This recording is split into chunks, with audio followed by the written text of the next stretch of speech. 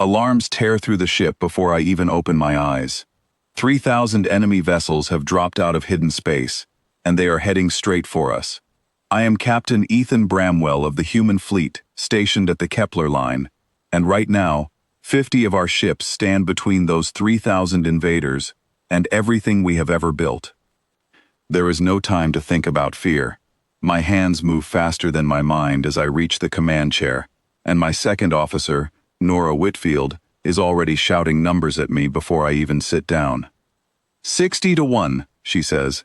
That is the ratio we are facing. 60 of them for every one of us. I look at the screen. It is not just numbers anymore. It is a wall of enemy light, stretching across space like a storm that has no end. My crew is young.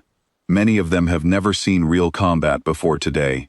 But there is no one else standing at this line, and there is no line behind us to fall back to. Everyone hold your stations, I say, keeping my voice steady even though my heart is pounding. We are not going to fight this the way they expect. Nora looks at me, waiting for an answer, because right now, hope is the only thing keeping this bridge from falling apart. 3 months ago, our engineers finished a project that very few people outside this fleet know about. It is called the Mirage system, and it changes how our ships appear to enemy scanners. Right now, to the incoming fleet, our 50 light ships do not look like light ships at all.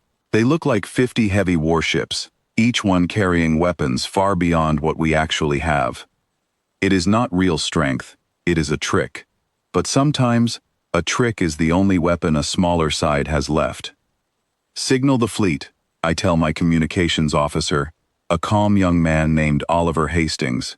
Tell every ship to hold formation and let them come to us. Oliver's fingers move across his console, and within seconds, 49 other captains receive the same message I have just given. Somewhere out there, a woman named Grace Kellerman commands one of our smaller support ships. I have known her since our training days. She always said that courage is not about being fearless. It is about doing the right thing while your hands are shaking. I think about her words now as the enemy fleet grows closer on the screen. The invaders belong to a species called the Vantrell Alliance. They have crushed every smaller force that stood in their path across dozens of star systems. They are used to victory. They are used to enemies who either run or fight in ways that are easy to predict. That habit, more than anything else, is about to work against them today. They are slowing down, Nora says, surprise clear in her voice. I almost smile. A fleet expecting to destroy 50 light ships in seconds does not expect those same ships to appear as heavy warships, capable of real damage. Even a moment of hesitation from an enemy that size can change everything. Bring us toward the ice field, I order our pilot, a sharp young woman named Isla Fenwick.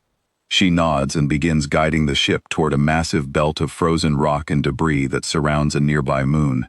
It is a graveyard of shattered asteroids, left over from a collision thousands of years ago. Our patrols have mapped this field for years, and now, that knowledge is about to matter more than any weapon we carry.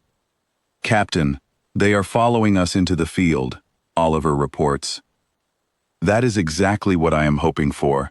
A fleet of 3,000 ships cannot move like 50 ships can. Where we can turn and shift with speed, they must slow down and tighten their formation, just to avoid crashing into each other inside the debris. The bigger the fleet, the harder it becomes to move as one. Keep formation tight, I tell the fleet. Let them come further in. Every second feels like an hour. I watch as thousands of enemy signals squeeze into a narrower path, exactly as I hoped. Grace's voice comes through the comm, steady despite the pressure building around us. Ethan, we are ready whenever you give the signal. I look at Nora. She gives a short nod. It is time. Fleet-wide broadcast, I say. Deactivate the Mirage system now. Show them exactly what we are. For 3 long seconds, every enemy scanner across their entire fleet suddenly reports something impossible. 50 heavy warships have just become 50 light ships. It should mean relief for them. Instead, it creates confusion, because a fleet moving at full battle speed does not adjust well to sudden surprises. Fire on my mark, I say. Target the debris field, not their ships directly. Isla turns to me, confused for just a moment, and then understanding fills her eyes. Nora catches on as well, her hands already moving across the weapons controls. Mark, I say. Every ship in our fleet releases everything they have, not at the enemy directly, but into the surrounding ice and rock around us. Within seconds, the quiet field of frozen debris turns into a storm of moving fragments, pushed forward at incredible speed, directly into the tightly packed enemy formation. A fleet built to survive direct battles from equal weapons was never designed to survive a storm of natural debris moving faster than their shields can react. Ship after ship in the enemy formation begins losing power, spinning out of control, colliding with each other in the chaos. "It is working," Oliver says, staring at his screen in disbelief. I do not celebrate yet. There is still a long way to go, and thousands of their ships remain active. But confusion and chaos have replaced their earlier confidence, and that shift changes everything about how this fight unfolds. "Grace, bring your group around the left side," I order. "Isla, keep us moving. Do not let them lock onto our position." The ship shakes as debris strikes our outer shields, but we hold steady. Around us, other human ships weave through the wreckage, using the very chaos we created to stay one step ahead of an enemy that no longer knows what to expect from us. Minutes pass like hours. Reports come in from across the fleet. Some ships have taken damage, a few crew members are injured, but not one of our 50 ships has been lost. Meanwhile, the enemy fleet, though still massive, has broken apart into smaller groups, no longer able to move as one overwhelming force. "Captain, their commanders are pulling back," Nora says, her voice filled with disbelief. I lean forward, watching the enemy formations scatter across the screen. A fleet built entirely around overwhelming numbers has just discovered what happens when that advantage turns into a disadvantage.